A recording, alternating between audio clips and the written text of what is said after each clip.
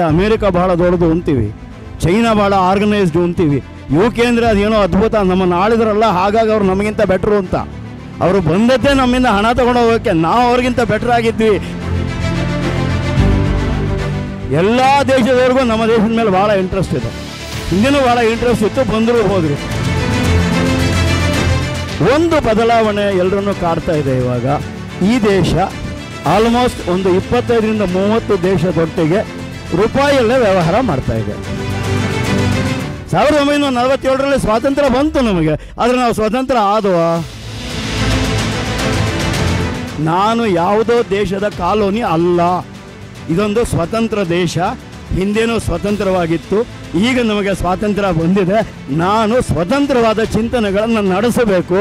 ನಾನು ಎಲ್ಲದಕ್ಕೂ ಅವರನ್ನು ಏನು ಮಾಡಬೇಕು ಅಂತ ಕೇಳೋದಲ್ಲ.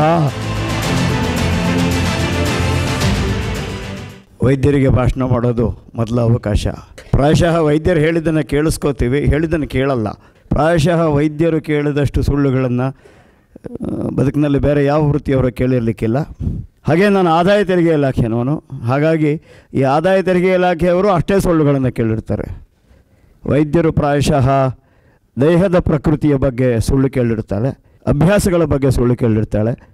ನಾವು ಆದಾಯ ತೆರಿಗೆಯವರು ಹಣಕಾಸಿನ ಬಗ್ಗೆ ಸುಳ್ಳು ಕೇಳಿರ್ತೇವೆ.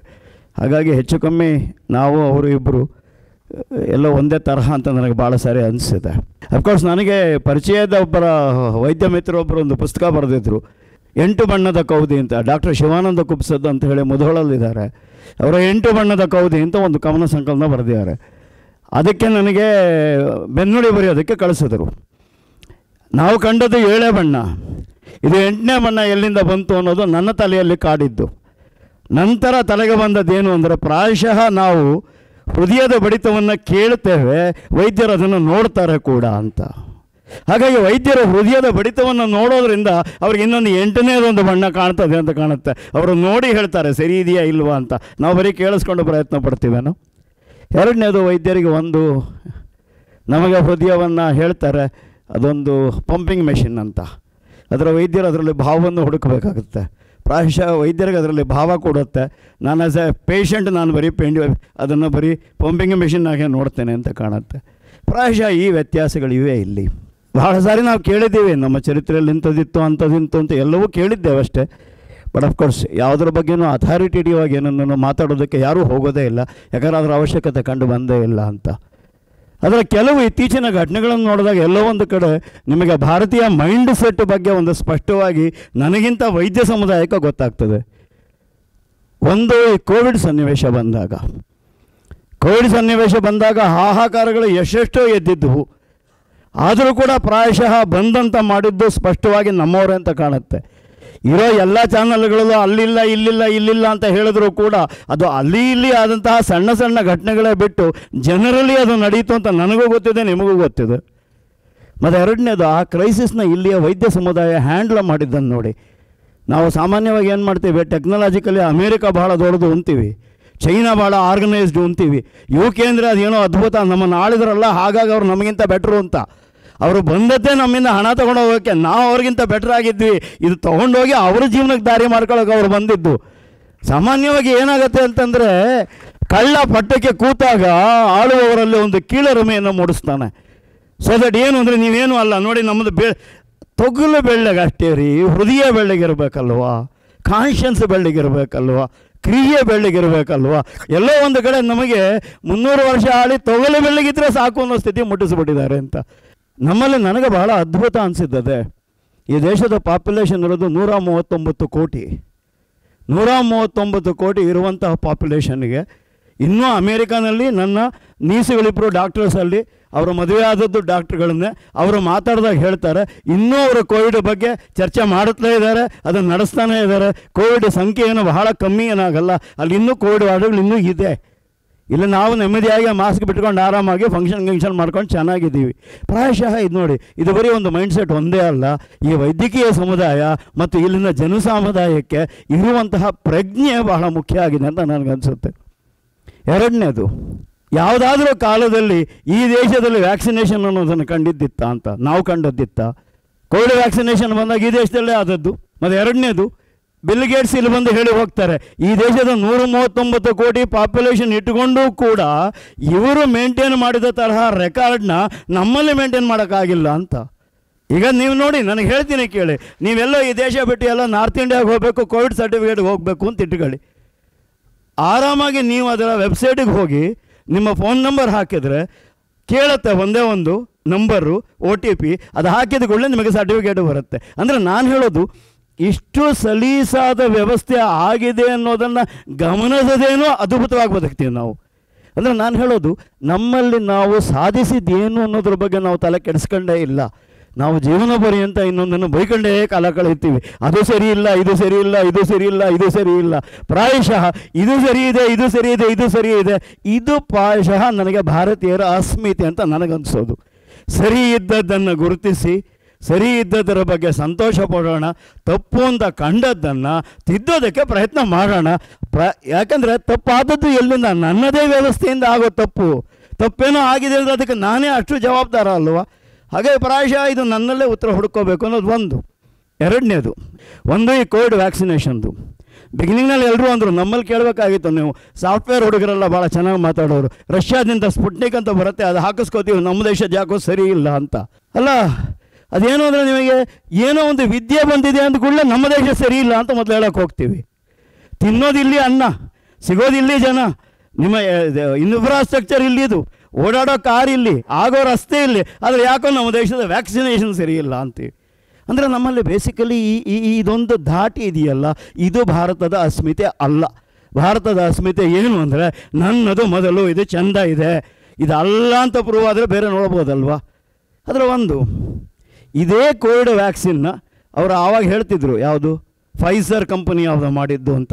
ಈಗ ಫೈಸರ್ ಕಂಪನಿದು ಏನಾಗಿದೆ ಅಂತ ನಿಮ್ಮ ಡಾಕ್ಟರ್ ಸಮುದಾಯಕ್ಕೆ ಪೂರ್ತಿ ಗೊತ್ತಿದೆ. ಅದು ಒಂದು ವ್ಯಾಕ್ಸಿನೇಷನ್ಗೆ ಇದ್ದದ್ದು 2,500 ರೂಪಾಯಿ, ಒಬ್ಬರಿಗೆ 2, 5,000 ರೂಪಾಯಿ. 5,000 ರೂಪಾಯಿ ಇಂಟು 139 ಕೋಟಿ. ಪ್ರಾಯಶಃ ಈ ದೇಶದ 2 ವರ್ಷದ ಆದಾಯ ಕೊಡಬೇಕಾಗಿತ್ತು ಅಂತ ಕಾಣುತ್ತಲ್ಲ. ಅದು ನಾವು ಕೊಟ್ಟು ಕೂತಿದ್ರೆ ಇವತ್ತಿಲ್ಲಿ AC ಹಾಲಲ್ಲಿ ಕೂರ್ತಿದ್ವ ನಾವು? ಇವತ್ತಿನ ಬದುಕೋದಕ್ಕೆ ಸಾಧ್ಯ ಆಗ್ತಿತ್ತಾ? ಎಲ್ಲೋ ಒಂದು ಕಡೆ ಈ ಸಾಧನೆ ಯಾವುದೋ ಒಂದು ಸರ್ಕಾರ ಮಾಡ್ತು ಅದಲ್ಲ ನಾನು ಹೇಳ್ತಾ ಇರೋದು. ಈ ಸಾಧನೆ ಇಲ್ಲಿಯ ಜನಸಮುದಾಯವೇ. ಸರ್ಕಾರ ಏನಿದ್ರು ಪಾಲಿಸಿ ಮಾಡಬಹುದು, ಆದರೆ ಈ ಜನಸಮುದಾಯ ಮಾಡಿಯೇ ಅದಾಗಬೇಕಲ್ವಾ? ಪಾಲಿಸಿ ಮಾಡ್ಬೋದು ಸರ್ಕಾರ, ಆಯಿತು ನಾವು ಇದಕ್ಕೆ ಕೊಡ್ತೀವಿ, ಯಾವುದೋ ಒಂದಕ್ಕೆ ಪ್ರೋತ್ಸಾಹ ಕೊಡ್ತೀವಿ, ನೀವು ಇಲ್ಲಿಯೇ ವ್ಯಾಕ್ಸಿನ್ ಮಾಡಬಾರ್ದು ಅನ್ನೋದಿದೆಯಲ್ಲ, ಅದೊಂದು ಪ್ರೋತ್ಸಾಹ ಕೊಡ್ಬೋದು. ಮಾಡಬೇಕಾದ ತಲೆ ಇಲ್ಲಿಯದೇ ಆಗಬೇಕಲ್ವಾ? ಪ್ರಾಯಶಃ ಅದನ್ನು ನಾವು ಯಾಕೆ ಗುರುತಿಸೋಲ್ಲ? ನಮ್ಮಲ್ಲಿ ಅಷ್ಟು ಬುದ್ಧಿವಂತ ಜನ ಇದ್ದಾರೆ, ಇವರಿಗೆ ಅಷ್ಟು ಚೈತನ್ಯ ಇದೆ, ಇವರದನ್ನು ಸ್ವಂತವಾಗಿ ಮಾಡಬಲ್ಲರು. ಬೇಕಾಗಿದ್ದು ಬರೀ ಒಂದು ಅವಕಾಶ ಅಂತ ಯಾಕೆ ಹೇಳಬಾರ್ದು? ಈಗ ನೋಡಿ, ಎಲ್ಲ ದೇಶದವ್ರಿಗೂ ನಮ್ಮ ದೇಶದ ಮೇಲೆ ಭಾಳ ಇಂಟ್ರೆಸ್ಟ್ ಇದೆ. ಹಿಂದಿನೂ ಭಾಳ ಇಂಟ್ರೆಸ್ಟ್ ಇತ್ತು, ಬಂದರು ಹೋದರು. ಈಗ ಹಂಗೆ ಮಾಡೋಕ್ಕಾಗಲ್ಲ. ಯಾಕಂದರೆ ನಿಮಗೇನಾಗುತ್ತೆ, ಯಾವುದೋ ಇನ್ನೊಂದೇನೋ ಇದೆ, ಹ್ಯೂಮನ್ ರೈಟ್ಸು, ಮಣ್ಣು ಮಸಿ, ಹಾಗಾಗಿ ದಾಳಿ ಮಾಡೋದು ಕಷ್ಟ. ಆದರೆ ಬೇರೆ ತರಹದ ದಾಳಿಗಳನ್ನು ಮಾಡ್ಬೋದಲ್ವಾ? ಒಂದು ಬದಲಾವಣೆ ಎಲ್ಲರನ್ನೂ ಕಾಡ್ತಾ ಇದೆ ಇವಾಗ. ಈ ದೇಶ ಆಲ್ಮೋಸ್ಟ್ ಒಂದು 25-30 ದೇಶದೊಟ್ಟಿಗೆ ರೂಪಾಯಲ್ಲೇ ವ್ಯವಹಾರ ಮಾಡ್ತಾ ಇದೆ.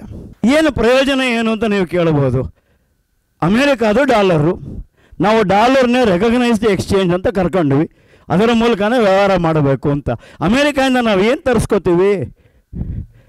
ಅಮೇರಿಕಾ ಬದುಕಿರೋದೇ ಬೇರೆ ದೇಶಗಳಿಂದ ತರಿಸ್ಕೊಂಡು, ಅಮೇರಿಕಾ ಮಾರಾಟ ಮಾಡಿದ್ದು ಒಂದೇ, ಏನು ಹೇಳಿ, ವೆಪನ್ಸು. ಆದರೆ ಇನ್ನೂ ಒಂದು ಕಳಿಸತ್ತದು, ಔಷಧಿಗಳು ಬರ್ತದೆ ಅಮೇರಿಕಾಯಿಂದ. ಆದರೆ ಏನು ಅಂತಂದರೆ ಅದೆಲ್ಲ ಇಲ್ಲಿಯೇ ಮ್ಯಾನುಫ್ಯಾಕ್ಚರ್ ಆಗೋದೆ, ಬೇಕಾದ್ರೆ ಅಲ್ಲಿಂದ ನೀವು ತರಿಸ್ಕೋಬೋದು ಅಷ್ಟೇನೇನೆ ಅಂತ. ಬ್ರ್ಯಾಂಡಿಂಗ್ ಒಂದೇ ಅಲ್ವಾ ಆಗೋದು? ಅಲ್ಲಿ ಸ್ವಂತ ಮಾಡಿದ್ದೇನಿದೆ, ವೆಪನ್ಸ್ ಒಂದೇ ಮಾಡೋದು. ಅಲ್ಲಿದ್ದಾಗ ನಮಗೆ ವೆಪನ್ಸ್ ಬೇಕಿಲ್ಲ ಅಂತ ಆದರೆ ಅಮೇರಿಕಾಯಿಂದ ನಾವೇನು ತರಿಸ್ಕೋಬೇಕು? ಏನೂ ಇಲ್ಲ. ಆದರೆ ನಾವು ಬೇರೆ ಎಲ್ಲ ತರಿಸ್ಕೊಳ್ಳೋದಕ್ಕೆ ಅಮೇರಿಕಾ ಡಾಲರ್ನ ನಾವು ಕೊಂಡ್ಕೋಬೇಕು. ಆ್ಯಕ್ಚುಲಾಗಿ ಹೇಳ್ತೀನಿ ಕೇಳಿ, ಅರ್ಧ ಅಮೇರಿಕಾನಲ್ಲಿ ನಮಗೆ ಬರೋದು ಡಾಲರ್, ಇಲ್ಲಿಂದ ಅಲ್ಲೋಗಿ ಸೆಟ್ಲ್ ಆದವರಿಂದಾನೆ ಅಲ್ವಾ? ಬೇಸಿಕಲಿ ನಮಗೆ ಡಾಲರ್ ಬರ್ತಾ ಇರೋ ಆ ಕಾರಣಕ್ಕೆ, ಬೇರೆ ಯಾವುದೂ ಇಲ್ಲ. ಹೀಗಿದ್ದರೂ ಕೂಡ ನಾವು ಪ್ರಪಂಚದೊಟ್ಟಿಗೆ ಡಾಲರಲ್ಲೇ ವ್ಯವಹಾರ ಮಾಡ್ತಿದ್ವಿ. ಅವಶ್ಯಕತೆ ಏನಿತ್ತು? ಇರಲಿಲ್ಲ. ಪ್ರಾಯಶಃ ಅದು ತಲೆಗೆ ಹೊಳದೇ ಇರಲಿಲ್ವ? ಆಯಿತು, ಈಗ ಬಂದಿದೆ 70 ದೇಶಗಳು, 20-30 ದೇಶದೊಟ್ಟಿಗೆ ನಾವು ರೂಪಾಯಲ್ಲೇ ವ್ಯವಹಾರ ಮಾಡ್ತೀವಿ. ಅಷ್ಟರ ಮಟ್ಟಿಗೆ ಸಮಸ್ಯೆ ಕಮ್ಮಿ ಅನ್ನೋದು ಒಂದು. ಪ್ರಾಯಶಃ ಇದೊಂದು ನಾನು ಕಂಡಂತಹ ಇಂಪ್ರೂವ್ಮೆಂಟು. ಅಂದರೆ ಎಲ್ಲೋ ಒಂದು ಕಡೆ ಈ ದೇಶ ತನ್ನನ್ನು ಸ್ವತಂತ್ರ ದೇಶ ಅಂತ ಗುರುತಿಸ್ಕೋತಾ ಇದೆ. ಈ ಭಾವಕ್ಕೆ ನಾನು ಹೇಳ್ತೇನೆ. ನಮ್ಮಲ್ಲಿ ಹೇಳ್ತಾರೆ ಈ ದೇಶದ ಐಡೆಂಟಿಟಿನೇ ಇವರು ಹೇಳೋದೇನು ಅಂತಂದರೆ ಅವರು ಕಂಡು ಹಿಡಿದ ನಂತರ ನಾವು ಓದಬೇಕಾದ್ರೆ ಹೇಳೋದವರು ಏನು, ವಾಸ್ಕೋ ಡ ಗಾಮ ಇಂಡಿಯಾನ ಕಂಡು ಹಿಡ್ದ ಅಂತ. ಇಲ್ಲದನ್ನು ಕಂಡು ಹಿಡಿದ್ನಾ? ಇಲ್ಲೇ ಇತ್ತಲ್ವ. ಅಂದರೆ ಹೊರ ದೇಶಗಳಿಗೆ ನಮ್ಮ ದೇಶಕ್ಕೆ ಬರೋಕ್ಕಂತ ದಾರಿ ಗೊತ್ತಿರಲಿಲ್ಲ, ಆ ದಾರಿ ಅವನು ಕಂಡು ಹಿಡಿದದ್ದು. ನೀವು ಅವನು ಇಂಡಿಯಾ ಕಂಡು, ಕೊಲಂಬಸ್ ಡಿಸ್ಕವರ್ಡ್ ಅಮೇರಿಕಾ ಅಂತೆ. ಇಲ್ಲರಿ, ಅಮೇರಿಕಾ ಇರಲಿಲ್ವೇ? ಆದರೆ ಒಂದು ವ್ಯತ್ಯಾಸ ಇದೆ, ಅಲ್ಲಿ ಅಮೇರಿಕಾ ಇರಲಿಲ್ಲ. ಇವ ಆ ಜಾಗವನ್ನು ಕಂಡು ಹಿಡಿದು ಅಲ್ಲಿಯ ಲೋಕಲ್ ಜನಗಳನ್ನು ಅವರನ್ನು ಸಂಪೂರ್ಣ ನಿರ್ನಾಮ ಮಾಡಿ ಪ್ರಾಯಶಃ ಒಂದು 50-100 ವರ್ಷದಲ್ಲಿ ಆ ಟ್ರೈಬ್ಸ್ ಏನೂ ಇಲ್ಲದ ಹಾಗೆ ಮಾಡಿ ಹೊರಗಿನಿಂದ ಹೋಗಿ ಸೆಟ್ಲಾಗಿ ಒಂದು ಅಮೇರಿಕಾ ಮಾಡಿಕೊಂಡ್ರು. ಆದರೆ ವಾಸ್ಕೋ ಡ ಗಾಮ ಹಾಗಲ್ಲ ಅಲ್ವಾ, ನಮ್ಮಲ್ಲಿ ಆಗಲೇ ಇದ್ದೀವಿ ಅಲ್ವಾ. ಕೊಲಂಬಸ್ ಕಾಲ ಯಾವಾಗ ಹೇಳ್ತೀವಿ? 1490 ಅಂತೀವಿ ಕೊಲಂಬಸ್ದು. ಅಂದರೆ ಅದಕ್ಕೆ ಮುಂಚೆ ಅಮೇರಿಕಾದ ಅಸ್ತಿತ್ವನೇ ಇಲ್ಲ. ಅಷ್ಟೊತ್ತಿಗೆ ಆಗಲೇ ನಮ್ಮಲ್ಲಿ ಶಂಕರಾಚಾರ್ಯರು 600-700 BC, ರಾಮಾನುಜಾಚಾರ್ಯರು 1100 ಚಿಲ್ಡ್ರೆಗೆ ಮಧ್ವಾಚಾರ್ಯರು ಬಂದಾಗಿತ್ತು, ಬಸವಣ್ಣವರು ಬಂದಾಗಿತ್ತಲ್ವಾ. ಮತ್ತು ನಾವು ಅಂತೀವಿ ಈಗಲೂ ನಮಗೆ ಅದು ದೊಡ್ಡದಾಗ್ತದೆ, ನಾವು ಸಣ್ಣವರಾಗಿ ಕಾಣ್ತೀವಿ. ಯಾಕೆ ಸಣ್ಣವರಾಗಿ ಕಾಣ್ತೀವಿ? ಎಲ್ಲಿ ಬಂತು ಈ ಮೈಂಡ್ ಸೆಟ್ ಅಂತ? ಈ ಮೈಂಡ್ ಸೆಟ್ ಬರಲೇಬಾರ್ದಲ್ವ ನಮಗೆ, ಯಾಕಂದರೆ ಇವರೆಲ್ಲ ಆಗಿ ಹೋಗಿದ್ರಲ್ವಾ. ಈ ಮೈಂಡ್ ಸೆಟ್ ಬಂದದ್ದು ಎಲ್ಲಿ ಅಂದರೆ 300 ವರ್ಷದ ಆಳ್ವಿಕೆ. 300 ವರ್ಷ ಬ್ರಿಟಿಷರು ನಮ್ಮನ್ನು ಆಳಿತಿದೆಯಲ್ಲ, ಅಲ್ಲಿ ಬಂದದ್ದು ಮೈಂಡ್ ಸೆಟ್ಟು. ಅವರು ನಮ್ಮನ್ನು ಕಾಲೋನಿ ಅಂತ ಕರೆದರು. ಅಂದರೆ ನಾವೊಂದು ವಸಾಹತು ದೇಶ ಅಲ್ವಾ, ನಾವು ಕಾಲೋನೈಸ್ಡ್ ಕಂಟ್ರಿ. ಅಂದರೆ ನಾವು ಕಾಲೋನೈಸ್ಡ್ ಕಂಟ್ರಿಯ ಸಬ್ಜೆಕ್ಟ್ಸ್ ಆಗೇ ಕೂತ್ಕೊಂಡ್ರೆ ಹೊರತು ಮೀರಿ ಸ್ವತಂತ್ರ ಆದವಾ? 1947ರಲ್ಲಿ ಸ್ವಾತಂತ್ರ್ಯ ಬಂತು ನಮಗೆ, ಆದರೆ ನಾವು ಸ್ವತಂತ್ರ ಆದವಾ? ಆಗಲಿಲ್ಲ. ಯಾಕಂದರೆ ತಲೆಯಲ್ಲಿ ಆ ಕಾಲೋನೈಸ್ಡ್ ತಿಂಗ ಕೂತೇ ಇತ್ತು. ನೀವೇನೂ ಅಲ್ಲ, ನೀವೇನೂ ಅಲ್ಲ, ನೀವೇನೂ ಅಲ್ಲ. ನಾವು ಹೇಳಿ ನೀವು ಸ್ವಾತಂತ್ರ್ಯ ಸಂಗ್ರಾಮಕ್ಕೂ ಮುಂಚೆ ನಾವು ಜಲಿಯನ್ ವಾಲಾಬಾಗ್ ಅಂತ ಕೇಳ್ತೀವಿ. ಜಲಿಯನ್ ವಾಲಾಬಾಗ್ ಮಸಾಕರ್ನ ಒಪ್ಕೋತೀವ, 8 ಜನನ ಕೊಂದರೂ ಒಪ್ಕೋತೀವ, ಜನರಲ್ ಡಯರ್ ಒಪ್ತೇವೆ, ಉಧಾಮ್ ಸಿಂಗ್ ಅವನನ್ನು ಕೊಂದದ್ದು ಅದು ಒಪ್ತೇವೆ. ಇಷ್ಟೆಲ್ಲ ಒಪ್ಪಿದರೂ ಕೂಡ ಅವರು ನಮಗೆ ಹ್ಯೂಮನ್ ರೈಟ್ಸ್ ಬಗ್ಗೆ ಭಾಷಣ ಮಾಡ್ತಾರೆ, ನಾವು ಆಹಾ ಅಂತೀವಿ. ಹೇಗ್ರಿ? ಅವರಿಗೆ ಹ್ಯೂಮನ್ ರೈಟ್ಸ್ ಬಗ್ಗೆ ಮಾತಾಡೋ ಹಕ್ಕೇ ಇಲ್ವಾ? ನಾನು ದೇಶ, ಸ್ವತಂತ್ರ ದೇಶ, ಇವತ್ತು ನಾನು ಕೂತ್ಕೊಂಡು UK ಕೇಳಬೇಕು, ಸ್ವಾಮಿ ಹ್ಯೂಮನ್ ರೈಟ್ಸ್ ಬಗ್ಗೆ ನೀವು ಮಾತಾಡೋದಲ್ಲ, ಅವತ್ತು ಜಲಿಯನ್ ವಾಲಾಬಾಗಲ್ಲಿ ಆದಂಥ ಮಸಾಕರಿಗೆ ನೀವು ಪ್ರಪಂಚದ ಕ್ಷಮೆ ಕೇಳಬೇಕಲ್ವಾ? ಅದು ಬಿಟ್ಟು ನೀವು ನನಗೆ ಹ್ಯೂಮನ್ ರೈಟ್ಸ್ ಪಾಠ ಮಾಡ್ತೀರಿ. ಏನು, ಕೋವಿಡ್ನಲ್ಲಿ ಹೆಣ ತೇಲ್ತಿದೆ ಅಂತ. ಹೌದ್ರಿ, ಕೋವಿಡ್ ಬಂತು, ಜನ ಸತ್ರು, ಹೆಣ ತೇಲ್ತಿದ್ರೆ ಒಂದು ಹೇಳ್ತೀನಿ ಕೇಳಿ, ಬೇರೆ ದೇಶಗಳಲ್ಲಿ ಹೂಳ್ತಾರೆ. ಆ ಸೀನ್ ಅಷ್ಟು ದೊಡ್ಡದಾಗಿ ಕಾಣಿಸಲ್ಲ, ಯಾಕಂದರೆ ಅಲ್ಲಿವರೆಗೂ ಪ್ಲಾಸ್ಟಿಕ್ ಚೀಲದಲ್ಲಿ ಹಾಕಿಟ್ಟಿರ್ತಾರೆ. ಅದಾದಮೇಲೆ ಒಂದು ಕಡೆ ಹೂಳ್ತಾರೆ. ನಮ್ಮ ದೇಶದಲ್ಲಿ ನಾವು ಸುಡ್ತೀವಿ, 4-5 ಒಟ್ಟಿಗೆ ಸುಟ್ರೆ ಅನ್ಸತ್ತಲ್ವಾ, ಬೆಂಕಿ ಅಲ್ವಾ? ಹಾಗಾಗಿ ನೀವು ಅದನ್ನು ತೋರಿಸಿ ನನ್ನನ್ನು ಬೈತಾ ಕೂತ್ರೆ ಎಲ್ಲಿಯೋ ಪ್ರಾಯಶಃ ಈ ಮೈಂಡ್ ಸೆಟ್ಟು ನಮಗೆ ಚೇಂಜ್ ಆಗಬೇಕಾಗಿದೆ. ದಟ್ ಕಲೋನಿಯಲಿಸಮ್ ಅಂತ ಒಂದು ಕೂತಿದೆ ತಲೆಯಲ್ಲಿ. ಆ ಕಲೋನಿಯಲಿಸಮ್ ಅನ್ನೋದು ನನ್ನ ತಲೆಯಿಂದ ಹೋಗಬೇಕು ಆಚೆಗೆ. ನಾನು ಯಾವುದೋ ದೇಶದ ಕಾಲೋನಿ ಅಲ್ಲ, ಇದೊಂದು ಸ್ವತಂತ್ರ ದೇಶ. ಹಿಂದೇನೂ ಸ್ವತಂತ್ರವಾಗಿತ್ತು, ಈಗ ನಮಗೆ ಸ್ವಾತಂತ್ರ್ಯ ಬಂದಿದೆ. ನಾನು ಸ್ವತಂತ್ರವಾದ ಚಿಂತನೆಗಳನ್ನು ನಡೆಸಬೇಕು. ನಾನು ಎಲ್ಲದಕ್ಕೂ ಅವರನ್ನು ಏನು ಮಾಡಬೇಕು ಅಂತ ಕೇಳೋದಲ್ಲ ಅಲ್ವಾ? ಬೇಕಿದೆ ಅಲ್ವಾ? ನಮ್ಮ ದೇಶದಲ್ಲಿ ಇದ್ದದ್ದು ಹೀಗೆ ಹಾಗೆ ಎಲ್ಲವೂ ಹೇಳ್ತಾರೆ. ಒಂದು, ಶ್ರೀನಿವಾಸ ರಾಮಾನುಜಮ್ ತಮಿಳುನಾಡಿನಲ್ಲಿದ್ದದ್ದು ದ ಗ್ರೇಟೆಸ್ಟ್ ಮ್ಯಾಥಮೆಟಿಷಿಯನ್ ಅಂದರು. ಈಗಲೂ ಅಲ್ಲಿ ಯೂನಿವರ್ಸಿಟಿಯಲ್ಲಿ ಅವನ ಬರೆದ ಫಾರ್ಮುಲಾಗಳನ್ನ ಇಟ್ಕೊಂಡು ಇನ್ನೂ ತಿನ್ಕಾಡ್ತಾನೆ ಇದ್ದಾರೆ. ಅಲ್ಲಿಗೆ ಅವರು ಬುದ್ಧಿವಂತನ, ನಾನು ಬುದ್ಧಿವಂತನ? ಪ್ರಾಯಶಃ ಅದಿದೆ ಅಲ್ವಾ? ಮತ್ತು ಇಲ್ಲಿಯ ಸಿಸ್ಟಮ್ಸ್ ಎವಾಲ್ವ್ ಆದದ್ದು ಎಷ್ಟೋ 1000 ವರ್ಷಗಳಿಂದ ಎವಾಲ್ವ್ ಆದ ಸಿಸ್ಟಮ್ಮು, ಅವರುಗಳು ರೂಢಿಸಿಕೊಂಡಂತಹ ಸಿಸ್ಟಮ್ಮು. ನಮ್ಮದು ಎವಾಲ್ವ್ ಆದಂಥ ಸಿಸ್ಟಮ್ಮು. ಪ್ರಾಯಶಃ ಎವಾಲ್ವ್ ಆದಂಥ ಸಿಸ್ಟಮ್ನಲ್ಲಿ ಜಾಸ್ತಿ ಒತ್ತುಗಳಿರುತ್ತಲ್ವಾ? ಆವತ್ತಿಗೆ 47ರ ನಂತರ ಸ್ವಾತಂತ್ರ್ಯ, ನಾನು ಹುಟ್ಟಿದ 53, ನನ್ನ ಬಾಲ್ಯ ನೋಡಿದ್ದೀನಿ, ಯೌವನ ನೋಡಿದ್ದೀನಿ. ಅವತ್ತಿನ ದಿನಕ್ಕೆ ಇವತ್ತಿನ ದಿನಕ್ಕೆ ಒಂದು ಅದ್ಭುತವಾದ ಬದಲಾವಣೆ ನಾನು ಕಾಣ್ತಾ ಇದ್ದೇನೆ. ಏನು? ದೇಶದ ಚರಿತ್ರೆಯ ಬಗ್ಗೆ, ನಿಜ ಚರಿತ್ರೆಯ ಬಗ್ಗೆ ಮಾತಾಡುವ ಜನ, ಆಸ್ಥೆ ತೋರಿಸುವ ಜನ ಮತ್ತು ತಿಳ್ಕೊಳ್ಳೋ ಪ್ರಯತ್ನ ಪಡುವ ಜನ ಜಾಸ್ತಿ ಆಗ್ತಾ ಹೋಗ್ತಾ ಇದ್ದಾರೆ. That's a very positive sign. ಪ್ರಾಯಶಃ ನನ್ನ ಕಾಲಮಾನದಲ್ಲಿ ಇದನ್ನು ನೋಡ್ತೇನೆ ಅಂತ ನನಗನ್ಸಿರಲಿಲ್ಲ. ನನ್ನ 40 ಅಥವಾ 50ನೇ ವಯಸ್ಸಿನಲ್ಲಿ ಯಾವುದು ಸರಿ, ಯಾವ ದೃಷ್ಟಿಕೋನ ಸರಿ ಅಂತ ಅಂದ್ಕೊಂಡಿದ್ನೋ ಅದು ಸರಿ ಅಂತ ಇವತ್ತು ನನಗೆ ಅನ್ನಿಸ್ತಿಲ್ಲ. ನನ್ನ 40-50ರ ವಿಷಯದಲ್ಲಿ ಕೂತಾಗ ಯಾವುದೇ ವಿಷಯ ಬಂದರೂ ಬೈತಿದ್ದೆ, ಡಾಕ್ಟ್ರನ್ನು ಕೂಡ ಸೇರಿಸಿ. ನಮ್ಮಲ್ಲಿ ಡಾಕ್ಟ್ರನ್ನ ಬೈಯೋದು ಭಾಳ ಸುಲಭ, ಯಾಕಂದ್ರೆ ಅವ್ರೇನು ಮಾಡ್ತಾರೆ ನಮ್ಗೆ ಅರ್ಥ ಆಗಲ್ಲ. ಯಾಕೆ ಅರ್ಥ ಆಗಲ್ಲ ರೀ, ಅಷ್ಟು ಓದಿಲ್ವಲ್ಲ, ಹೆಂಗೆ ಅರ್ಥ ಆಗುತ್ತೆ ಅಲ್ವಾ? ಅರ್ಥ ಆಗೋಕ್ಕೆ ಸಾಧ್ಯನೇ ಇಲ್ಲ. ಡಾಕ್ಟ್ರಿಗೆ ಅರ್ಥ ಆಗಿದೆಯಾ? ಅರ್ಥ ಆಗದೆ ಯಾರು ಮಾಡಲ್ಲ ರೀ. ಭಾರತೀಯ ಅಸ್ಮಿತೆ ಏನು ಅಂದರೆ, ನನ್ನ ಕಾನ್ಷಿಯನ್ಸ್ ಏನು ಹೇಳುತ್ತೆ ಅದರ ಮೇಲೆ ನಾನು ನಿರ್ಧರಿಸ್ತೀನಿ, ಅದರ ಪ್ರಕಾರ ನಾನು ಕೆಲಸ ಮಾಡ್ತೀನಿ, ಅದರ ಮೇಲೆ ನಾನು ನಿರ್ಧರಿಸ್ತೀನಿ, ಹಾಗಾಗಿ ನಾನು ನೆಮ್ಮದಿಯಾಗಿ ಬದುಕ್ತೀನಿ. ಇದು ಭಾರತೀಯ ಅಸ್ಮಿತೆ. ಅವನಿಗೆ ಗೊತ್ತಾಗಲ್ವಲ್ಲ, ಯಾಕೆ ಮೋಸ ಮಾಡಬಾರ್ದು? ಇದು ಪರಕೀಯ ಅಸ್ಮಿತೆ. ಯಾಕಂದರೆ ಬಂದವರೆಲ್ಲ ಮಾಡಿದ್ದದೆ, ಅವರಿಂದ ವಿದ್ಯೆ ಕಲಿತರೆ ನಾವು ನಮ್ಮ ಆತ್ಮ ಅಥವಾ ನಮ್ಮ ಕಾನ್ಷಿಯನ್ಸ್ನ ನಿರ್ಧಾರ ತಗೊಳ್ಳೋದಿಲ್ಲ. ಬದುಕಿನಲ್ಲಿ ಏನಾಗುತ್ತೆ, ಮ್ಯೂಚುವಲ್ ಫೇತ್ ಇದೆ ನೋಡಿ, ಅದು ಬಹಳ ಮುಖ್ಯ ಆಗುತ್ತೆ. ನಂಬಿಕೆಗೆ ಯೋಗ್ಯನಾಗಿ ನಾನು ಬದುಕಿದ್ನ, ನಂಬಿಕೆಗೆ ಯೋಗ್ಯನಾಗಿ ಬಂದವನು ನನ್ನನ್ನು ಹಾಗೆ ಗುರುತಿಸಿದ್ನ ಅನ್ನೋ ಪ್ರಶ್ನೆ. ಎಲ್ಲರೂ ಪ್ರೊಫೆಷನ್ ಮಾಡ್ತಾರೆ ಅಂತಲ್ಲ, ಎಲ್ಲರೂ ಎಲ್ಲ ತರಹದ ಪ್ರೊಫೆಷನ್ನು ಮಾಡ್ತಾರೆ. ಆದರೆ ಎಲ್ಲೋ ಒಂದು ಕಡೆ ಥಾಟ್ ಪ್ರೋಸೆಸ್ಸಲ್ಲಿ ಒಂದು ಒಂದು ಒಂದು ವಿಷಯ ನನಗೆ, ಈ ಇಂಜಿನಿಯರಿಂಗ್ ಪ್ರೊಫೆಷನ್ನು ಡಾಕ್ಟರ್ ಪ್ರೊಫೆಷನ್ಗೆ ಇರೋ ವ್ಯತ್ಯಾಸ ಗೊತ್ತಿದೆ. ಸಿಮೆಂಟ್ಗೆ ಒಂದು ರೇಷಿಯೋ ಹಾಕ್ತಾರೆ, ಮನೆ ಕಟ್ಟೋ ರೇಷಿಯೋ ಬೇರೆ, ರೋಡ್ಗೆ ಹಾಕೋದು ಬೇರೆ, ಗೌರ್ಮೆಂಟ್ ಬ್ರಿಡ್ಜ್ ಕಟ್ಟೋ ರೇಷಿಯೋ ಬೇರೆ.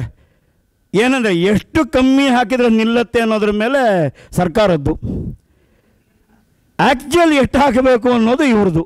ಯಾರ್ದು? ಆ್ಯಕ್ಚುಲಾಗಿ ನಾನು ಹೇಳ್ತೀನಿ ಕೇಳಿ, ಮನೆ ನಾವು 50 ವರ್ಷ ಇರಬೇಕು ಅಂದರೆ ಎಲ್ಲ ಮನೆಗಳು ಬಾಳಿದ್ದು 30 ವರ್ಷನೇ. ಅದಾದಮೇಲೆ ನಾವು ಖಾಲಿ ಮಾಡಿರ್ತೀವಿ, ಇನ್ಯಾರಿಗೂ ಕೊಟ್ಟಿರ್ತೀವಿ, ಅವ್ರು ಹೊಡೆದಾಕಿರ್ತಾರೆ. 40 ವರ್ಷದ ಮೇಲೆ ಇದ್ದದ್ದೆಲ್ಲ ಹಳೆ ಕಾಲದ ಮನೆಗಳೇ. ಈಗ ಯಾರು ಉಳಿಯೋದೇ ಇಲ್ಲ ಅಲ್ವಾ? ಅದೇ ರೋಡ್ 100 ವರ್ಷ ಉಳಿಬೇಕಲ್ವ? ನಾನು ಹೇಳ್ತೀನಿ ಕೇಳಿ, ಆ ವ್ಯತ್ಯಾಸ ಅಲ್ಲಿ ಬರ್ತದೆ. ಇಲ್ಲಿ ನನಗೆ ಕಾಣಿಸೋದು ಒಂದು ಅಸ್ಮಿತೆ.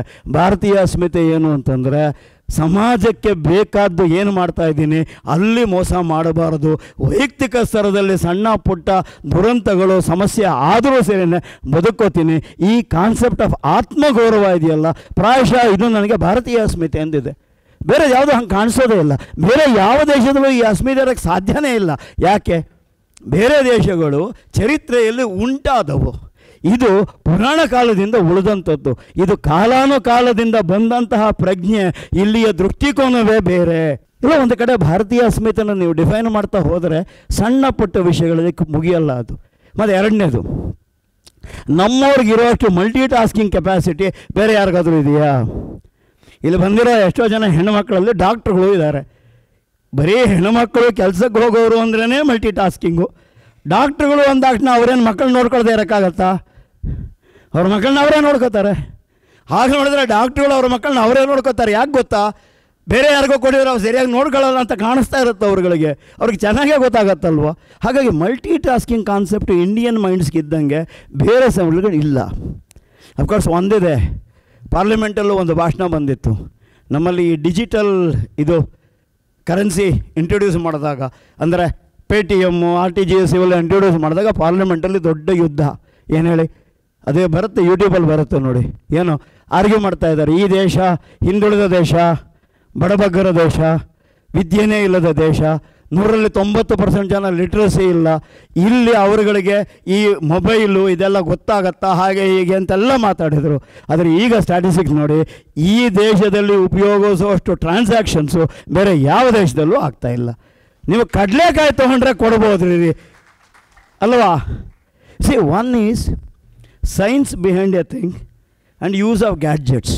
ಎರಡು ವಿಷಯ ಬರುತ್ತಲ್ವ? ಯಾವುದೋ ಒಂದು ಗ್ಯಾಡ್ಜೆಟ್ ಪ್ರಿಪೇರ್ ಮಾಡಬೇಕಾದ್ರೆ, ಟೆಕ್ನಾಲಜಿ ಪ್ರಿಪೇರ್ ಮಾಡೋಕ್ಕೆ ಶುರು ಆಗಬೇಕಾದ್ರೆ ಅದ್ರ ಹಿಂದಿನ ಸೈನ್ಸ್, ನಂತರ ಅದನ್ನು ಗ್ಯಾಡ್ಜೆಟ್ಸ್.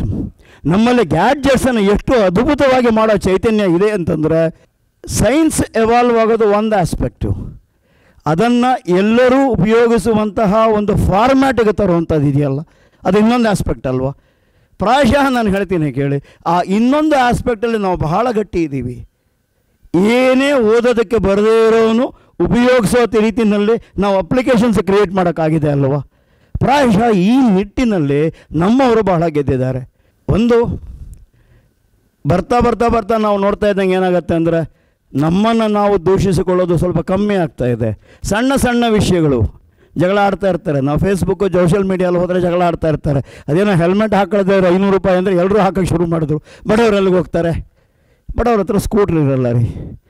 ನಾವು ಯಾರೂ ಒಂದು ಏನು ₹500 ಚಾರ್ಜ್ ಮಾಡಿಬಿಟ್ರೆ ಅರ್ಜೆಂಟಪ್ಪ, ಮಗುನ ಸ್ಕೂಲಿಗೆ ಕರ್ಕೊಂಡು ಹೋಗ್ತಾ ಇದ್ದಾರೆ, ಅದಕ್ಕೆ ರೀ ಮಗುನ ಸ್ಕೂಲಿಗೆ ಕರ್ಕೊಂಡು ಹೋಗ್ತಿದ್ವಿ, ನೀವು ಸಾಯಬಾರ್ದು, ಅದಕ್ಕಲ್ವ ಹೆಲ್ಮೆಟ್ಟು?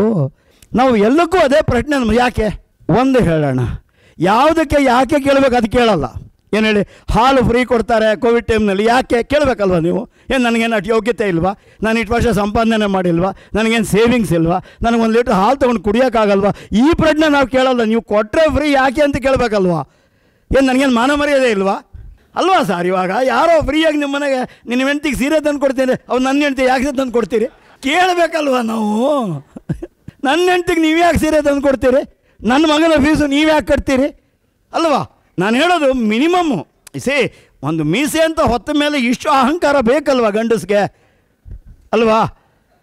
ಬೇಕು. ಹಾಗೆಯೇ ಹೆಂಗಸ್ಗೂ ಅಭಿಮಾನ ಬೇಕಲ್ವಾ? ಏನು ನಮ್ಮ ಯಜಮಾನ್ರು ಏನು ಪ್ರಯೋಜನ ಇಲ್ವಾ? ನೀವೇನು ಫ್ರೀ ತಂದು ಕೊಡೋದು? ಅಷ್ಟು ಅಯೋಗ್ಯನ ನಾನು ಮದುವೆ ಆದ್ನ? ಎಂಥ ಅಯೋಗ್ಯನ ಮದುವೆ ಆದರೂ ಅವನ ಯೋಗ್ಯನ ಮಾಡ್ಕೊಂಡು ಬದುಕ್ತೀನಿ, ಅದು ನನ್ನ ಚೈತನ್ಯ. ಅದಲ್ವಾ ಈ ದೇಶದ ಹೆಣ್ಮಕ್ಳು? ಝಾನ್ಸಿ ಲಕ್ಷ್ಮೀಬಾಯಿ ಗಂಡ ಸತ್ ಮೇಲಲ್ವ ಯುದ್ಧ ಮಾಡಿದ್ದು? ಕಿತ್ತೂರು ಚೆನ್ನಮ್ಮ ಗಂಡ ಸತ್ ಮೇಲಲ್ವ ಯುದ್ಧ ಮಾಡಿದ್ದು? ಒಂದು ಹೇಳ್ತೀನಿ ಕೇಳಿ, ಎಲ್ಲ ದೇಶಗಳು ಅದರದ್ದೇ ಆದ ಕೆಲವು ಮೈನಸ್ ಪಾಯಿಂಟ್ಸ್ ಇರಬಹುದು. ಈ ದೇಶದಲ್ಲಿ 108 ಬುಡಕಟ್ಟುಗಳು, 108 ಧರ್ಮಗಳು, 108 ಜಾತಿಗಳು ಎಲ್ಲವೂ ಇವೆ. ಎಲ್ಲವೂ ಹೊಂದಿ ಈ ದೇಶ ಇದೆ. ಆಯಾ ದೇಶ ಆಯಾ ಕಾಲಮಾನದಲ್ಲಿ ಯಾವುದೋ ಕೆಲವು ಘಟನೆಗಳು ಆಗಿರಬಹುದು. ಅದನ್ನು ಪೂರ್ತ ದೇಶಕ್ಕೆ ಯಾಕೆ ಆರೋಪಿಸ್ತೀರಿ ಅಲ್ವಾ? ಹೇಳಿದ್ರು ಇಲ್ಲ ಇಲ್ಲ ಇಲ್ಲಿ ಸ್ತ್ರೀ ಸ್ವಾತಂತ್ರ್ಯ ಇಲ್ಲ, ಎಲ್ಲರೂ ಕೂಕೋತಾರೆ. ಇದು December 31 anybody can hug me ಅಂತ ಬೋರ್ಡ್ ಹಾಕೊಂಡು ಒಂದು ಹೆಣ್ಮಗು ನಿಂತಿದೆ MG ರೋಡಲ್ಲಿ. ಅದೇನು ಸ್ವಾತಂತ್ರ್ಯ ಅಲ್ವಾ ಅದು? ಆಕೆಗೆ ಏನು ಯಾರೋ ಬಲವಂತ ಮಾಡಿದ್ರೇನ್ರಿ? ಹಾಂ, ಕುಡಿದು ತೂರಾಡ್ತಾ ಇದೆ ಪಾಪ ಹೆಣ್ಣುಮಗು. ಅಲ್ಲ, ನಮಗೆ ಭೂಮಿ ಸುತ್ತೋದು ಸಾಲದು, ಅದರೊಟ್ಟಿಗೆ ನಾವು ಸುತ್ತಬೇಕು ಅಲ್ವಾ? ಪ್ರಾಯಶಃ ನಾನು ಹೇಳ್ತೀನಿ ಕೇಳಿ, ಇವೆಲ್ಲ ಬರೀ ಸುಳ್ಳು. ಎಲ್ಲೋ ಒಂದು ಕಡೆ, ಎಲ್ಲೋ ಕೆಲವು ಕಾಲಮಾನಗಳಲ್ಲಿ ಕೆಲವು ಕಡೆ ಸಣ್ಣ ಪುಟ್ಟ ಗೊಂದಲಗಳಿದ್ದಿರಬಹುದು. ಸರಿ ಮಾಡ್ಕೊಂಡು ಹೋಗೋಣ. ಇವಾಗ ನಾವುಗಳು ಜಾಯಿಂಟ್ ಫ್ಯಾಮಿಲಿನಲ್ಲೂ ಬದುಕ್ತಿದ್ವಪ್ಪ, ಮತ್ತು ಫಂಕ್ಷನ್ಗಳಿಗೆ ಕರಿತಿದ್ವಿ. ಯಾರೋ ಒಬ್ಬರನ್ನ ಕರೆಯೋರು ನಮ್ಮ ಮನೇಲೂ ಕೂಡ. ಅದು ಯಾರೋ ನಮ್ಮ ರಿಲೇಷನ್ನಲ್ಲೇ ಯಾರೋ ಹೆಂಗಸು. ನಮ್ಮ ಅಮ್ಮ ನನಗೆ ಹೇಳೋರು, ಸ್ವಲ್ಪ ಆಕೆ ಮೇಲೆ ಕಣ್ಣಿರಲಿ, ಸ್ವಲ್ಪ ಆಕೆ ಕೈ ಸರಿ ಇಲ್ಲ ಅಂತ. ಆ ಥರದವ್ರು ಎಲ್ಲ ಫ್ಯಾಮಿಲಿಲೂ ಇದ್ದಾರೆ ರೀ, ಇಲ್ವಾ? ಹಾಗಂತ ನಾವು ಈ ಫ್ಯಾಮಿಲಿನೇ ಸರಿ ಇಲ್ಲ, ಈ ಕಮ್ಯುನಿಟಿನೇ ಸರಿ ಇಲ್ಲ ಹಾಗಂತ ಹೇಳೋಕ್ಕಾಗತ್ತಾ? ಆಗಲ್ಲ. ಎಲ್ಲ ಥರದವರು ಎಲ್ಲ ಕಡೆಯೂ ಇರ್ತಾರೆ. ಯಾವುದಕ್ಕೆ ಅಂಕೆ ಬರಬೇಕು ಅದಕ್ಕೆ ಅಂಕೆ ಬರಬೇಕು, ಯಾವುದನ್ನು ಪ್ರೋತ್ಸಾಹಿಸಬೇಕು ಅದನ್ನು ಪ್ರೋತ್ಸಾಹಿಸಬೇಕು. ಅದಲ್ವಾ ಮಾಡಬೇಕಾದ್ದು, ರಿಜೆಕ್ಟ್ ಮಾಡಿ ಎಸೆಯೋದಲ್ಲ. ಅಫ್ಕೋರ್ಸ್ ಇವತ್ತು ಬೆಳಗಿಂದ ಚರ್ಚೆ ಏನು ಹೇಳಿ, ಬೆಂಗಳೂರು ಮೈಸೂರು ರೋಡ್ಗೆ ಟೋಲ್ ಜಾಸ್ತಿ ಮಾಡಿದ್ದಾರೆ ಅಂತ. ಹೌದು, ಟೋಲ್ ಜಾಸ್ತಿ ಮಾಡಿದ್ದಾರೆ. ಎಷ್ಟು ಜನ ಹೋಗ್ತಾರೆ? ಆಗೋರೇ ಹೋಗೋದು, ಆಗದೇ ಇರೋರು ಹೋಗೋದೇ ಇಲ್ಲ. ನಾನೇ ಮೈಸೂರಲ್ಲಿ ಇದ್ದೆ, ಹೋಗೋದು ಮೈಸೂರಿಗೆ ಎಷ್ಟು ಸಾರಿ ಹೋಗ್ತೀನಿ ವರ್ಷದಲ್ಲಿ. ಮೈಸೂರಲ್ಲಿದ್ದೆ, ಅಲ್ಲಿ ಮನೆ ಇದೆ ನನಗೆ. ನಾನು ಹೋಗೋದು 7 ವರ್ಷದಲ್ಲಿ ಒಂದು 7-8 ಸಾರಿ ಹೋಗ್ತೀನಿ. ನನಗೆ ಅರ್ಜೆಂಟಾಗಿ ಹೋಗಿ ಬರಬೇಕು. ನನಗೆ ಇನ್ನೂ ಒಂದು 500 ಟೋಲ್ ಕೊಟ್ಟರು ಕೊಡ್ತೀನಿ ಅಂತೀನಿ. ಅಂದರೆ ಒಂದೇನಾಗುತ್ತೆ, ಎಲ್ಲೋ ಒಂದು ಕಡೆ ಪ್ರೋಗ್ರೆಸ್ ಅಂದಾಗ ನಾವು ಮಾತೆತ್ತಿದ್ರೆ ಒಂದು ಭಾಷಣ ಎಲ್ಲರೂ ಬಿಗಿದು ಬಿಡ್ತೀವಿ. ಏನು ಹೇಳಿ, ಬಡವರಿಗೇನು ಪ್ರಯೋಜನ? ಈ ಬಡವರಿಗೇನು ಪ್ರಯೋಜನ ಅಂತ ಮಾತಾಡೋರಲ್ಲಿ ಯಾರೂ ಬಡವರಿಲ್ಲ, ಎಲ್ಲ ಬಡವರ ಬಗ್ಗೆ ಯಾರೋ ಕಂಡವರು ಅಂತ ಅಲ್ವಾ? ನಾನು ಅವರನ್ನು ಕೇಳಿದ್ದೀನಿ, ನಿಮಗೇನು ಪ್ರಾಬ್ಲಮ್ಮು ಅಂತ. ಆ GST ಬಂದಾಗ ನಾನು ಯಾರೋ ಪಾರ್ಕಲ್ಲಿ ಹೇಳ್ಕೊಂಡ್ರು, ಏನು ಸರ್ GST ಬಂತು? ಹ್ಞೂ ರೀ ಬಂತು, ತೊಂದರೆ ಆಗಲ್ವಾ? ಇದು ಜನರಲ್ ಕ್ವಶನ್ನು. ಏನು ಹೇಳಿ, ಬಿಸಿಲಾದರೂ ತೊಂದರೆ ಆಗುತ್ತೆ, ಮಳೆ ಆದರೂ ತೊಂದರೆ ಆಗುತ್ತೆ, ಚಳಿ ಆದರೂ ತೊಂದರೆ ಆಗುತ್ತೆ. ತೊಂದರೆ ಆಗಲ್ವಾ? ಜನರಲ್ ಸ್ಟೇಟ್ಮೆಂಟ್ಗೆ ಏನು ಉತ್ತರ ಕೊಡ್ತೀರಿ? ನಾನು ಅವ್ರಿಗೆ ಕೇಳಿದೆ, ನಿಮಗೆ ತೊಂದರೆ ಆಗುತ್ತಾ ಸಾರ್? ಹಾಂ ತೊಂದರೆ. ಏನು ತೊಂದರೆ? ಅಲ್ಲ ನೋಡಿ, ಹೋಟ್ಲಲ್ಲಿ ತಿಂಡಿದೆಲ್ಲ ರೇಟ್ ಜಾಸ್ತಿ ಆಗೋಯ್ತು, ನೀವು ಹೋಟ್ಲಲ್ಲಿ ತಿಂತೀರಾ? ಇಲ್ಲ, ನಾನು ಮನೇಲಿ ಪಾಪ ಹೋಟ್ಲು ತಿನ್ನೋರ ಕತೆ ಹೇಳಿ, ಇದಕ್ಕೆ ಏನು ಉತ್ತರ ಕೊಡ್ತೀರಿ?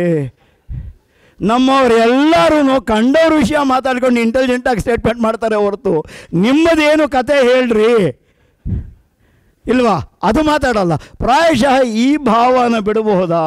ಪ್ರಾಯಶಃ ಈ ದೇಶದ ಅಸ್ಮಿತೆ ಉಳಿದದ್ದು, ನಾವು ಸ್ವತಂತ್ರರು, ನಾವು ಅದ್ಭುತವಾಗಿ ಬದುಕಿದ ಜನಾಂಗ. ಯಾವುದೋ ಒಂದು ಕಾರಣಕ್ಕೆ ನಮ್ಮ ಮನಸ್ಸಿನಲ್ಲಿ ಮಂಪರು ಬಂದಿರಬಹುದು. ಭಾರತ ಅಂದರೆ ಒಂದು ಪೆನಿನ್ಸುಲಾ ಅಂತ ಇವತ್ತು ಪೆನಿನ್ಸುಲಾ, ಆದರೆ ಚರಿತ್ರೆಯಲ್ಲದು ಪೆನಿನ್ಸುಲಾ ಅಲ್ಲ. ಯಾಕಂದರೆ ಭಾರತ ಅಂದರೆ ಎಲ್ಲವೂ ಸೇರಿ ಪ್ರಪಂಚನೇ ಭಾರತ. ನಾವು ವಸುದೈವ ಕುಟುಂಬಕಂ ಅಂತ ನಾವು ಹೇಳ್ಕೊಂಡು ತಿರುಗಿದವರು. ಹಾಗಾಗಿ ನಮಗೆ ಪ್ರಪಂಚವೇ ಭಾರತ. ನಂತರ ಬೇರೆ ಬೇರೆ ಧರ್ಮಗಳು ಬಂದಿರ್ಬೋದು, ಟಿಸಲ್ ಹೊಡೆದಿರ್ಬೋದು, ಮತ್ತೆಷ್ಟೋ ಧರ್ಮಗಳು ಇದ್ರ ಜೊತೆ ಸೇರ್ಕೋಬೋದು, ಇಲ್ಲ ಸಪರೇಟ್ ಐಡೆಂಟಿಟಿ ಮಾಡ್ಕೊಂಡು ಬದುಕಲೂಬಹುದು. ಇದಕ್ಕೆ ಯಾವುದೇ ಸಮಸ್ಯೆ ಏನಿಲ್ಲ. ಹಾಗಾಗಿ ನಮ್ಮಲ್ಲಿ ನಾಚಿಕೊಳ್ಳುವಂತಹ ವಿಷಯನ ಭಾರತೀಯರ ಯಾವ ಪಿತೃವು ಮಾಡಿಲ್ಲ, ಹಾಗಾಗಿ ನಾವು ನಾಚಿಕೊಂಡು ಬದುಕೋ ಅವಶ್ಯಕತೆ ಇಲ್ಲ. ಈಗ ಹೇಳ್ತೀನಿ ಕೇಳಿ, ಇತ್ತೀಚೆಗೆ ಬಂದಂಥ ವರದಿ ಅಂದರೆ ನಾನು ಸ್ವಲ್ಪ ಈ ಸೈಂಟಿಫಿಕ್ ಮ್ಯಾಗಝೈನ್ಸಲ್ಲೂ ಸ್ವಲ್ಪ ಫಾಲೋ ಮಾಡ್ತೀನಿ. ಇತ್ತೀಚೆಗೆ ಹೇಳ್ತಾರೆ ನಮ್ಮಲ್ಲಿ ಅಲ್ಲಿ ಈ ಹ್ಯೂಮನ್ ಸೈಕಾಲಜಿ ಬಗ್ಗೆ ಮಾತಾಡಿದ್ರೆ ಮಾತೆತ್ತಿದ್ರೆ ಫ್ರಾಯ್ಡ್ ಥಿಯರಿ ಅಂತಿದ್ರು. ಈಗ ಫ್ರಾಯ್ಡ್ ಥಿಯರಿನ ಪೂರ್ತ ಒಪ್ಪದೇ ಇರೋ ಸ್ಥಿತಿ ಮುಡ್ತಾ ಇದ್ದಾರೆ. ಯಾಕಂದರೆ ಫ್ರಾಯ್ಡನ್ನು ಮೀರಿದ ಇನ್ನೇನೋ ಒಂದಿದೆ ಅಂತ. ಅಂದರೆ ವೆಸ್ಟಿಗೆ ಮ್ಯಾನ್ ಆ್ಯಂಡ್ ದ ಮೈಂಡ್ ಅಂದರು, ಅಂದರೆ ಮನುಷ್ಯ ಮತ್ತು ಬುದ್ಧಿ ಎರಡೇ ಓಡಿದ್ದು. ಆದರೆ ಈಸ್ಟಿಗೆ ಬಂದಾಗ man, mind and the spirit. ಇಲ್ಲಿ ಮನುಷ್ಯ ಬುದ್ಧಿ ಎರಡೇ ಅಲ್ಲ, ಜೊತೆಗೊಂದು ಪ್ರಜ್ಞೆನೂ ಇದೆ. ಆ ಪ್ರಜ್ಞೆ ಅವನ ಹಿಂದಿನ ಅಷ್ಟು ತಲೆಮಾರುಗಳು ಬದುಕಿ ಬಾಳಿದಂತಹ ವಿಷಯಗಳ ನೆನಪುಗಳ ಪ್ರಜ್ಞೆ ಇವನಲ್ಲಿದೆ. ಅದು ಅವನ ಡಿಸಿಷನ್ಸ್ನ ಗವರ್ನ್ ಮಾಡುತ್ತೆ ಅನ್ನೋ ಪ್ರಶ್ನೆ ನಾನು ಹೇಳ್ತಾ ಇರೋದು. ಪ್ರಾಯಶಃ ಈ ಭಾವ ಒಂದು ಇಟ್ಕೋಬೋದು. ಎರಡನೇದು, ನಾವು ಯಾರದ್ದೋ ಕಾಲೋನಿ ಆಗಿದ್ವಿ, ಅವರು ನಮ್ಮನ್ನು ಕಾಲೋನಿ ಅಂತ ಕರೆದ್ರು. ನಾವು ಕಾಲೋನಿ ಅಲ್ಲ, ಅವರು ನಮಗೆ ಆಕ್ರಮಣಕಾರರು, ಅವರು ನಮ್ಮನ್ನು ಆಕ್ರಮಿಸಿದರು, ಬಿಟ್ಟು ಹೋದರು.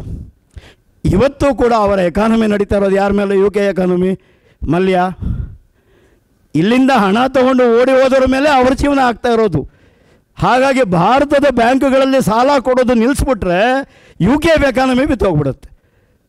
ಅಂದರೆ ಇಲ್ಲಿ ಸಾಲ ತಗೊಂಡು ಓಡೋದವನೇ ಅವ್ರ ಜೀವನಕ್ಕೆ ಇರೋದಲ್ವಾ?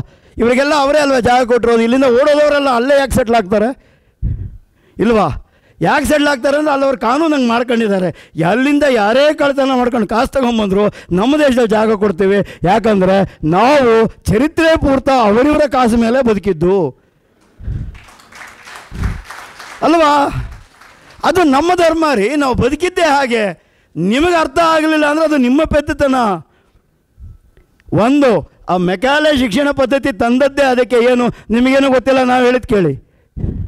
ನೀವು ಇವ್ರದ್ದು ನೋಡಬೇಕು, ಯಾರು ನಮ್ಮ ಸಾಯಿ ದೀಪಕ್ ಅಂತೇಳಿ ಅಡ್ವೊಕೇಟ್ ಒಬ್ಬರು ಇದ್ದಾರೆ, ಇಂಡಿಯಾ ದಟ್ ಈಸ್ ಭಾರತ್ ಅಂತ ಪುಸ್ತಕ ಬರೆದಾರೆ. ಅವರೆಲ್ಲ ಅದೇ ಬರೀತಾರೆ. ಏನಂತಂದರೆ ಅವರಿಗೆ ಒಂದು ಧರ್ಮ ಅಂತ ಮಾಡ್ಕೊಂಡ್ಮೇಲೆ ಅವರಿಗೆ ಕಾನ್ಷಿಯನ್ಸ್ ಇತ್ತಂತೆ, ಅದು ಫಾಲೋ ಮಾಡದೇ ಇರೋರಿಗೆಲ್ಲ ಆತ್ಮನೇ ಇಲ್ಲ ಅಂತ. ಅಲ್ಲಿಗೆ ಅವರು ಬರೋದಕ್ಕೂ ಮುಂಚೆ ನಮಗೆ ಆತ್ಮದ ಬಗ್ಗೆ ಗೊತ್ತೇ ಇರಲಿಲ್ಲ ಅಲ್ಲ. ಆತ್ಮದ ಬಗ್ಗೆ ಪ್ರಾಯಶಃ ಮೊದಲು ಮಾತಾಡಿದ್ದು ನಾವು, ಅವರಲ್ಲ ಅಲ್ವಾ? ಮಾಡಿ ನೀವೇ ಹಳತೆ ಏನಿತ್ತು ಬಿಡಿ, ಆದರೆ ನಮ್ಮವ್ರು ಯಾರ ಮೇಲೂ ದಾಳಿ ಮಾಡಲಿಲ್ಲ, ಯಾರ ಹಣನೂ ಕದೀಲಿಲ್ಲ, ಕಾಲವನ್ನು ಕಾಲದಿಂದ ದುಡಿದು ತಿಂದ್ವಿ. ವಾಸ್ಕೋಡ ಗಾಮ ಕಂಡಿಡ್ದಿದ್ದು ಸಮುದ್ರದ ದಾರಿ, ಆದರೆ ಅದಕ್ಕೆ ಮುಂಚೆನೇ ನಮಗೆ ಸಿಲ್ಕ್ ರೂಟ್ ಇತ್ತಲ್ವಾ? ಇರಲಿಲ್ವಾ? ಇದ್ದೇ ಇತ್ತು. ಹಾಗಿದ್ದಾಗ ನಾನು ಹೇಳ್ತೀನಿ ಕೇಳಿ, ಕೀಳರಿಮೆಗೆ ಅವಕಾಶ ಇಲ್ಲ. ಎಲ್ಲೋ ಪ್ರಾಯಶಃ ಇವತ್ತಿನ ಪರಿಸ್ಥಿತಿಯಲ್ಲೂ ನಮ್ಮ ಕೀಳರಿಮೆ ಕಾಡ್ತಾ ಇರೋದರಿಂದ ನಾವು ಸ್ವಲ್ಪ ಸಬ್ಡ್ಯೂಡ್ ಆಗಿದ್ದೀವಿ. ಈಗ ಸ್ವಲ್ಪ ಓಪನ್ ಅಪ್ ಆಗೋಣ. ಕೋವಿಡ್ ಅಂತ ಮಹಾಮಾರಿ ಬಂದರೂ ನಾವೇ ವ್ಯಾಕ್ಸಿನೇಷನ್ ಕಂಡ್ವಿ, ಸಿಸ್ಟಮ್ನ ನಾವು ಮ್ಯಾನೇಜ್ ಮಾಡಿದ್ವಿ ಅಲ್ವಾ? ಹಾಗಾಗಿ ನಾವೆಲ್ಲೋ ಆ ಕಡೆ ಗೆದ್ದಿದ್ದೀವಿ. ಎಷ್ಟೋ ದೇಶಗಳಲ್ಲಿ ನನ್ನ ರೂಪಾಯಿ ಕೆಲಸ ಮಾಡುತ್ತೆ, ಆ ಲೆಕ್ಕಕ್ಕೆ ನಾನು ಗೆದ್ದಿದ್ದೀನಿ.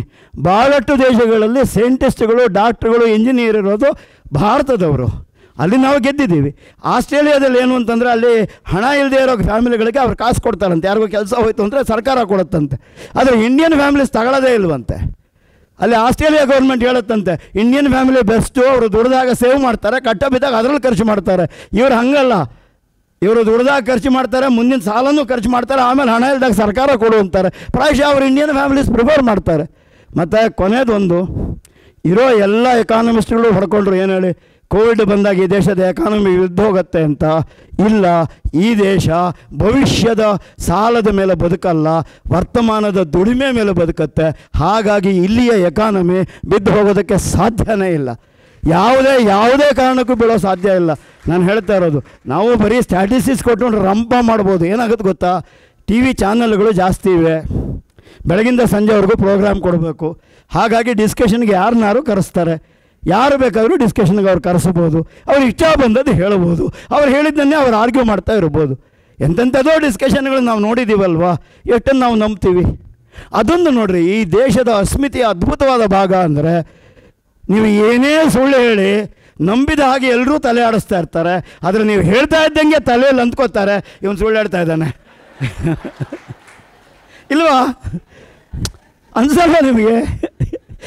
ಒಂದು, ನೀವು TV ನೋಡ್ತಾ ಇರಬೇಕಾದ್ರೆ ಆ ಭಾಷೆ ಬೇರೆನೂ ಹೇಳ್ತಾ ಇರುತ್ತೆ, ನಿಮ್ಮ ಮನಸ್ಸು ಅದೇ ಪದಗಳಿಗೆ ಬೇರೆ ಅರ್ಥ ಹೇಳ್ತಾ ಇರತ್ತೆ ಇಲ್ವಾ? ಹೇಳಲ್ವಾ? ಅವರ್ ಪರ್ಸೆಪ್ಷನ್ಸ್ ಆರ್ ವೆರಿ ಗುಡ್, ಅವರ್ ಜಡ್ಜ್ಮೆಂಟ್ಸ್ ಆರ್ ವೆರಿ ಗುಡ್. ನಾನು ಇದೇ ಡಾಕ್ಟ್ರ್ ಪ್ರೊಫೆಷನ್ ಬಗ್ಗೆ ನಾನು ಹೇಳ್ತೀನಿ ಕೇಳಿ. ಒಳಗೆ ಹೆಜ್ಜೆ ಇಡ್ತಾ ಇದ್ದಂಗೆ ನಮ್ಮ ಡಾಕ್ಟ್ರು ಕೇಳ್ತಾರೆ, ಎಲ್ಲಿ ತೋರಿಸಿ, ಅವ್ರಿಗೆ ಗೊತ್ತಿಲ್ಲ ಏನು ಪ್ರಾಬ್ಲಮ್ಮು ಅಂತ. ಎಲ್ಲಿ ತೋರಿಸಿ ಅಂತಾನೆ ಸ್ಟ್ರೈಟ್ ಬರ್ತಾರೆ, ಏನು ಪ್ರಾಬ್ಲಮ್ಮು ಕೇಳೋದೇ ಇಲ್ಲ. ಅಂದರೆ ನಾನು ಹೇಳೋದು ನಮ್ಮ ಪರ್ಸೆಪ್ಷನ್ನು ಜಡ್ಜ್ಮೆಂಟ್ಗಳು ಅಷ್ಟು ಚೆನ್ನಾಗಿದೆ. ನಮ್ಮಲ್ಲಿ ಎಲ್ಲ ವಿಷಯ ಅಂದರೆ ಬದುಕಿನಲ್ಲಿ ಎಷ್ಟೋ ಘಟನೆಗಳಿರುತ್ತವೆ, ಅವು ಜ್ಞಾನವಾಗಿ ಹೋಗಬೇಕು. ನಮ್ಮ ಮೈಂಡ್ಸೆಟ್ಟಲ್ಲಿ ಅದನ್ನು ಜ್ಞಾನವಾಗಿ ಮಾಡಿಕೊಳ್ಳುವಂತಹ ಚೈತನ್ಯ ಇದೆ. ಹೊಸದಕ್ಕೆ ಎಷ್ಟು ಬೇಗ ಅಡ್ಜಸ್ಟ್ ಆಗ್ತೀವಲ್ವ ನಾವು, ಆಗಲ್ವಾ?